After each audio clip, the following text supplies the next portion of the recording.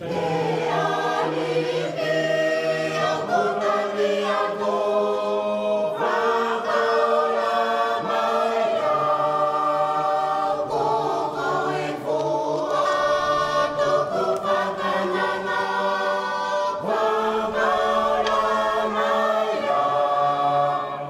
sometimes feel like someday soon we will disappear from the face of the earth. Sometimes I feel sad. Most of the times I feel scared because we'll never know what happens.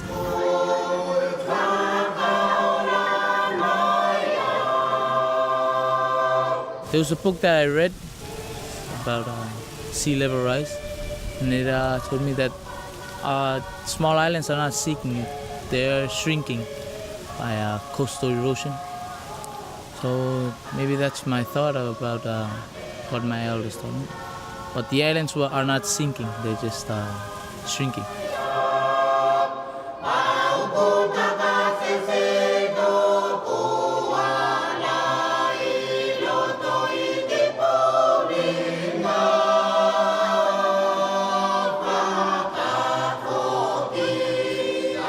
Ia, te taimi neno foi aku ilunga I te whenua tēnei, aku pā meneno whoro koi whoriki.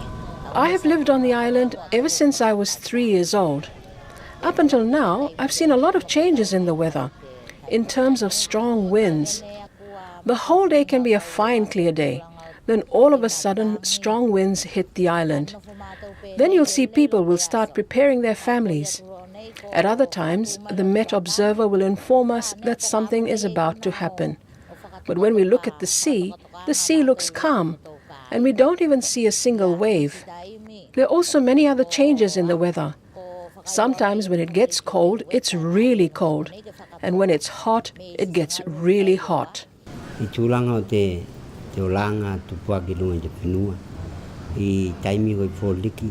Growing up on the island, we did not think or understand what climate change was about. But now I can see the changes in weather patterns, and I have become more anxious when I think about it. I think about what will happen to my family, my children, and my grandchildren. Will there be an evacuation place for us to run when disaster strikes?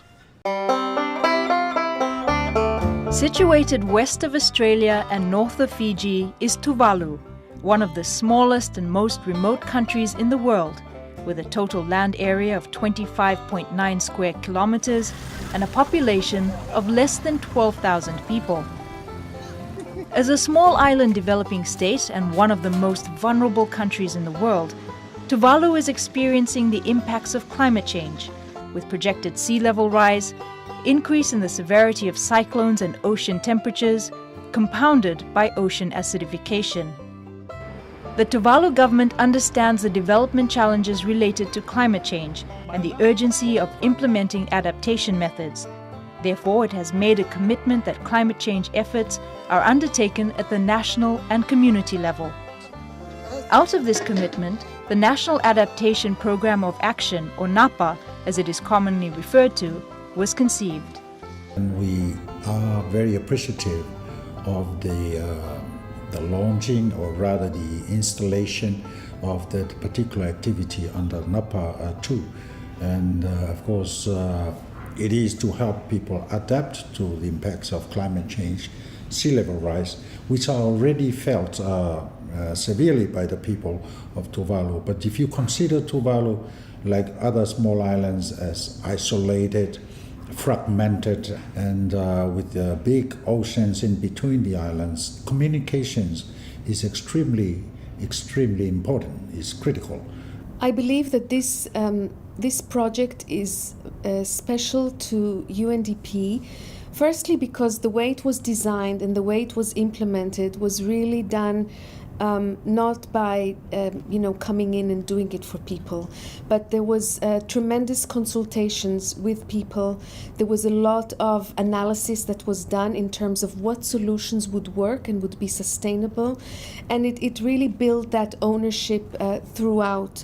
There was a project called the NAPA only, National Adaptation Program of Actions, in 2007, where all the islands leaders came together and and draw up a plan, and also the activities that they want to implement.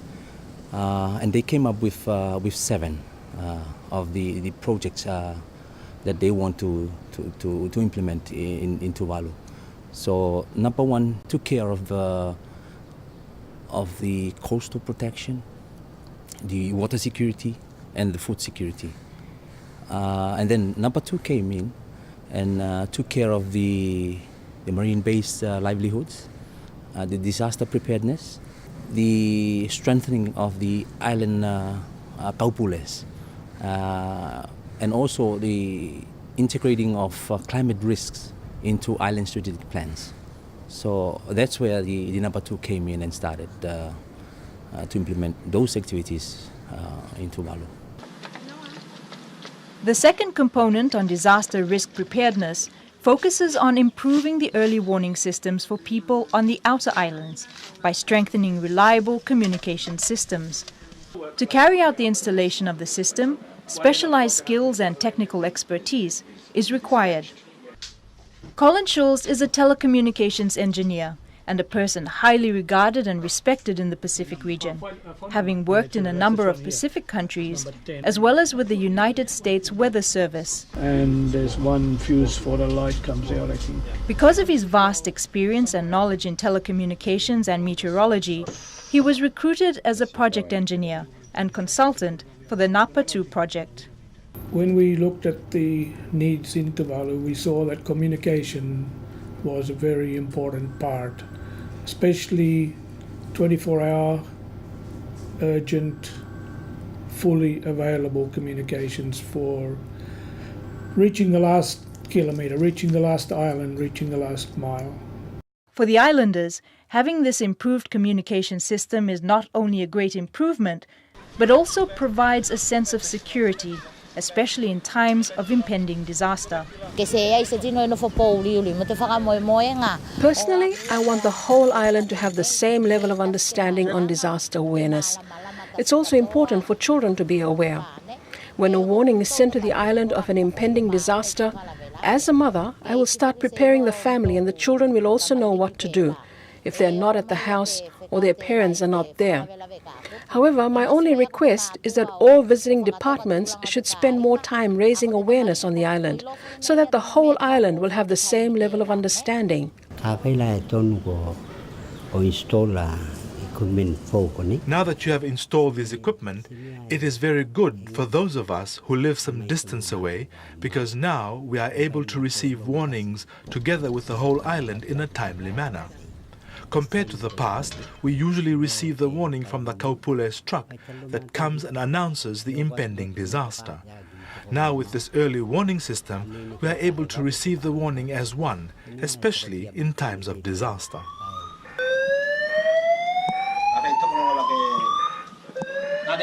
Collaboration with other partners is a key factor, not only for the success of the project, but also for sustainability. That's why we include major stakeholders such as telecom, the METS, meteorological department, so that they're looking after the maintenance of this early warning system equipment. And the other factor that I want to mention is that we are so fortunate to have this boat, the RV Talamoana, because without this boat, we cannot install our early warning system equipment in all the islands, because I think that government boats only goes up to 1 to 2 hours on each island. But with a boat like the RV Talamoana, we are able to finish our work, because it can be there for 3 to 4 days, so that we can install every equipment and then test it. Through the NAPA 2 project, UNDP supported the Tuvalu government to purchase a vessel specifically for the purpose of transporting materials and equipment for the installation of the early warning system. In 2016, the RV Talamoana was purchased. For some of the activities, we really needed sturdy ships that could really bring the materials And that was a challenge in previous projects. And what was really special about this particular project is that we were able to build into the program a solution in the form of a sturdy boat that could really serve the project and bring people and materials in a reliable, timely way. And I think that was a very important lesson learned, and one that I hope that we can build into other projects in the future. As state-of-the-art equipment is being installed, it is very important that the installation be done by people with a great deal of experience and technical expertise. Comtech, a Fiji-based company, was selected to carry out the installation under the direction of Managing Director Mick Cornish. Tuvalu is a very trying and difficult place to install and commission, so we had to be very thorough with our equipment selection, purchasing and testing even before we hit Tuvalu and commenced the project. That took a lot of time and a lot of arranging, but it's come together well. And as you've seen, it's all labor intensive in as far as getting the infrastructure, civil works done. So that in itself is quite a task. And then the electronics and testing, a lot of what we had already carried out in the factories and retested in Funafuti before we departed with the product experts. And then the commissioning side is dependent on what we actually come up against on site. The observations that our met stations here make are extremely important, not just for Tuvalu but for the rest of the world. And it's imperative that they get the readings to the networks, the international networks, on time so that analysis can be carried out. For the Tuvalu Meteorological Office, the installation of the new equipment on each of the islands would enable regular and more reliable communications with the Met Office in the capital, Funafuti.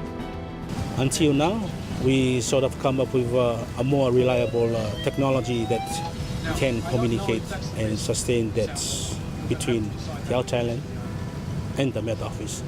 So for this project, is sort of come in two ways.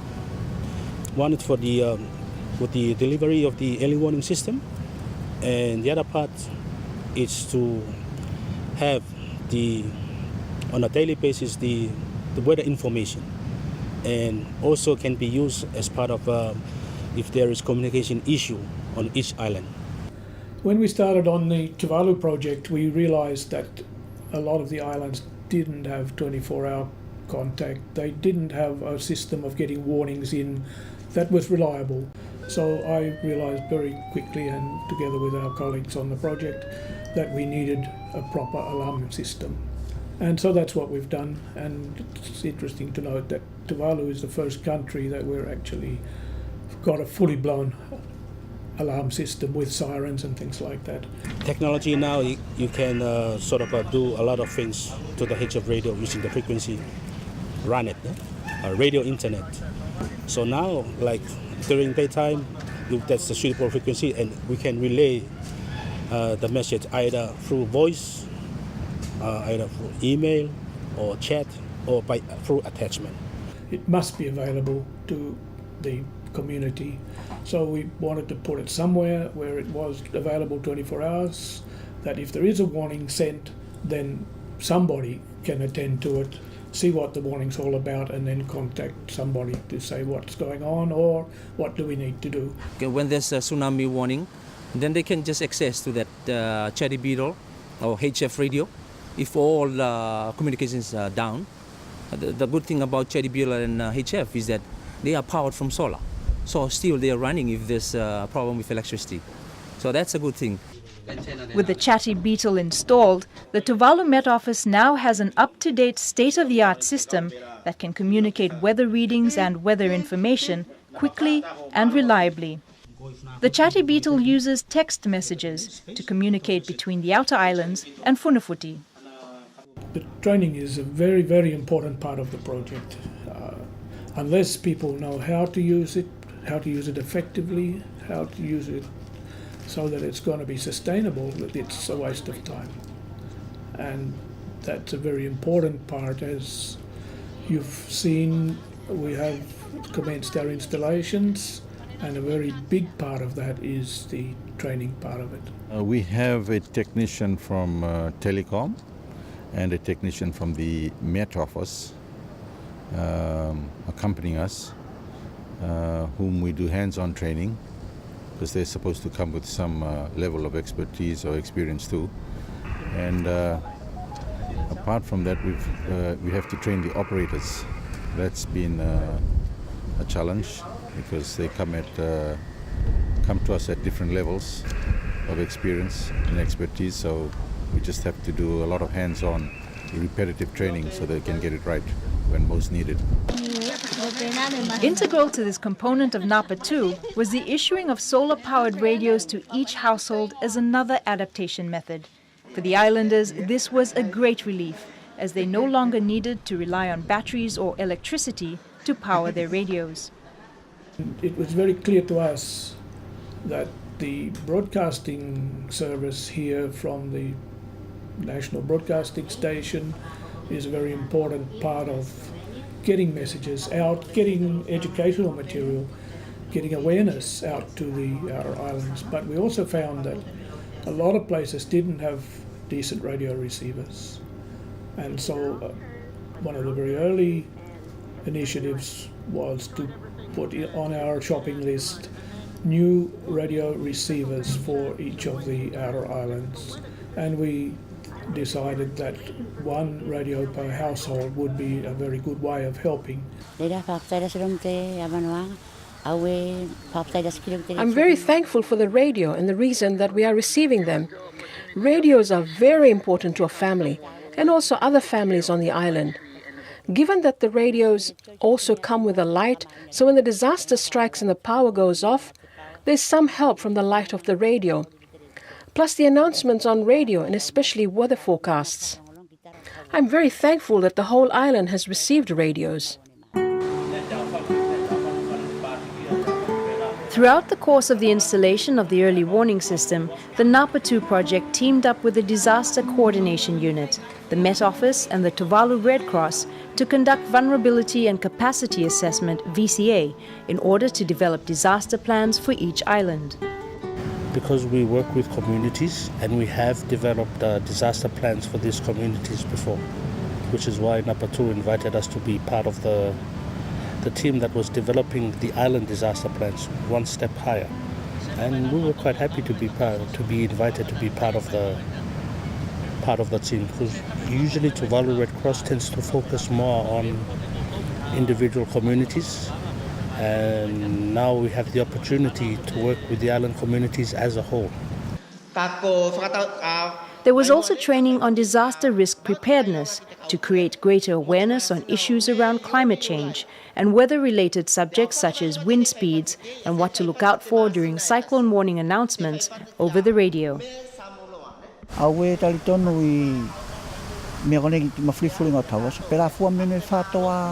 I have become aware of the term climate change just recently. I would say a couple of years back, say 5 years ago, when I first learnt about climate change. But before we see all these changes in weather patterns, we did not know that it was climate change. Just recently, when the government started advocating on climate change and its impacts to Tuvalu, that's when I understood what climate change and its impacts was about.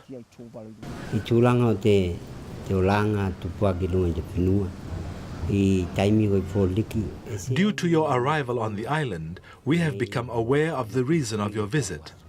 I'm very thankful for the machines that have been installed, as it will assist the island in times of disaster. Before the NAPA team arrived on the island, we relied solely on Radio Tuvalu to receive warnings. However, we now have other timely means of receiving warnings. I'm very thankful as a Vaitupu Islander for the assistance received from NAPA 2, because if it wasn't for donors funding this project, the island would not have received this type of assistance. The National Adaptation Program of Action, NAPA 2, is an important and integral plan for the long-term sustainability of climate change adaptation in Tuvalu. Advocating the cause by raising awareness internationally is vital, as the rest of the world needs to be aware of the impacts of climate change on this very small island state. So NAPA 2 is a big, important component. It is an important step towards an overall long-term adaptation program for Tuvalu. The less we mitigate, the more we have to adapt. The more we try to reach the target of 1.5 degrees Celsius by mid-century, the less we have to adapt. And therefore, ultimately, we avoid having to leave our islands and relocate ourselves. And that's certainly my strong hope that we can continue to work together.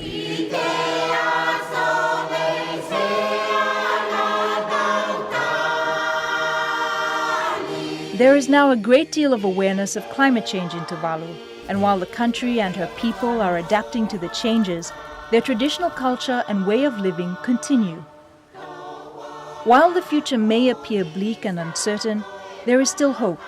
People continue with their lives and engage in their cultural traditions, and above all, there is their religious belief and unbending faith, and that is what gives them hope. I personally think there's a need for more preparations to the future. Currently on the island, there's a housing scheme in which houses are elevated. This is assistance to families so that kids have a better place to live in due to the impacts, hence the construction of houses on 2 levels. We Tuvaluans prefer our own traditional huts as it's much cooler and nice. However, nowadays, due to the impacts, I now prefer this new housing scheme because of sea level rise and other impacts. Now I want this kind of house. But in the past, we always prefer the thatched roof huts. The way UNDP works is not that we come in and as engineers and just do the work. It's about ensuring that people are involved, that they are empowered, that they have an opportunity to learn and to be able to operate the equipment, learn how to maintain it. And so in that sense, there are many additional added value to this initiative. We are happy with NAPA 2, and we want to thank our partners, UNDP in particular, Global Environment Facility. But in all these efforts, we are still concerned of the impacts of climate change and sea level rise, and particularly on unfortunate situation where people, communities will be displaced.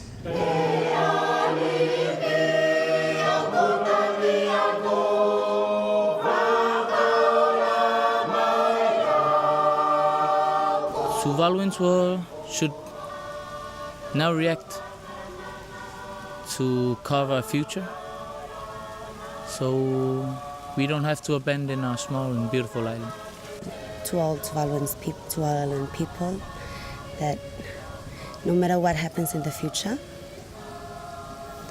we just have to hope and try to change it, because a lot can happen in these few years coming. We'll never know what happens, so try. We don't have to give up hope, because if all hope is lost, then at least we have to be happy that at least we did our best.